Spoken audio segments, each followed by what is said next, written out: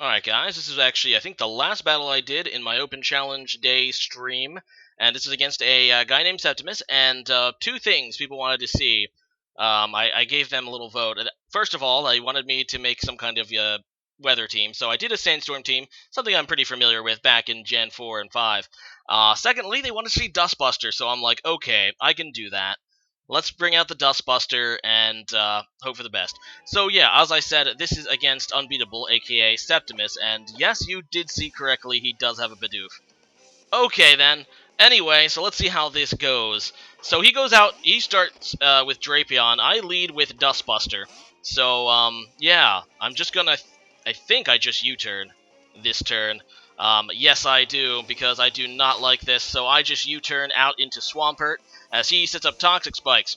Now, I do have Credilli, one of my more famous Pokemon in my team, and it really wouldn't like if he got those second layers of Toxic Spikes, being that that means he would basically be able to stall out my wall, since I have no way to get rid of them in this team. I really should start carrying Defoggers or Spinners, but hey, lessons learned.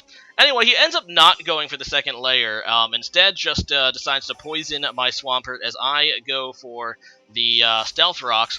I thought he would actually switch out here, fearing an Earthquake or something, but he is going to stay in for the long haul, it looks like. So, yeah, I'm just going to oblige him and just go for an Earthquake now that I got my rocks up, as he goes for a knockoff, which does get rid of my leftovers, so my Swampert is looking pretty vulnerable. But oh well, the Drapion takes decent damage, but it is going to be a 2-hit KO, sadly, so I'm just going to go for it, try to finish this guy off. He ends up using an Earthquake himself, but obviously, thanks to Swampert's bulk, I do survive, and I'm able to hit him with a killing Earthquake. So, a quick kill for me, although my Swampert is obviously still not looking too hot. He goes out into his Bidoof, and I'm like, no, you are not going to get this ridiculous thing. Whatever it is trying to do, you're not getting it off. I go for a Scald, my dying Scald, basically. I was hoping to get a bird, I don't. And he goes for the Curse, which, thanks to the ability, doubles his, or sharply raises his attack and defense, so I can kind of see where he's going with this now. And I am a little bit scared. I'd never been scared of a Bidoof before, but, yeah, I don't want nothing to do with this. You're not getting, this is not going to happen. I go on to Goku, I'm just going to go for a close combat. This is a Life Orb, Infernape, and yeah, even with that extra defense, obviously a Bidoof is not going to take it and is going to get knocked out. I don't know why he stayed in there. I guess he just didn't have anything to take it, but, yeah, we're all good as I continue to get hurt by poison. He ends up going out into Raichu, which is a very cool Pokemon, might I add.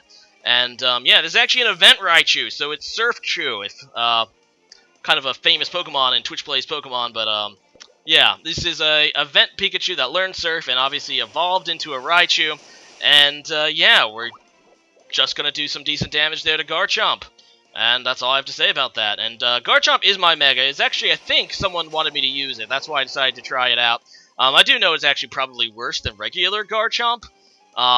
It is slower, I know that, but it has a ton of attack, so, hey, if I get some good damage on something, there you go.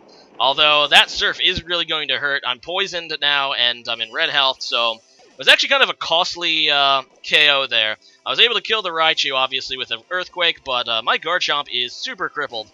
As now he goes out into Umbreon, and I believe I'm just going to stay in and try to damage it, because I know that I'm not going to be able to keep my Garchomp anymore.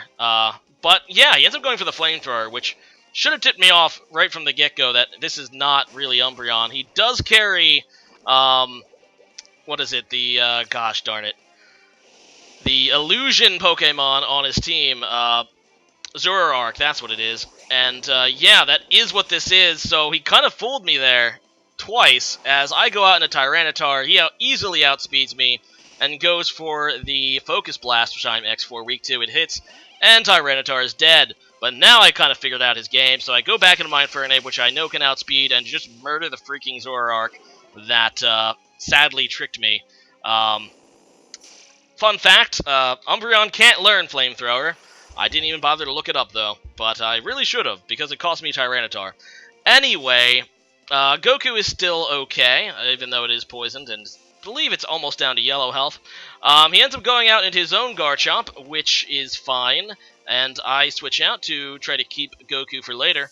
And I decided to switch out into Cradily, because I was thinking maybe, depending on the set, Cradily could perhaps wall this Garchomp. So I switch out. He ends up going for a Dragon Claw, which is going to do decent damage. It is a Garchomp. Oh, wait, yeah, he crits me, so it actually does really nice damage. And unfortunately, this Cradily, like most Cradilies, are special walls more so than physical walls.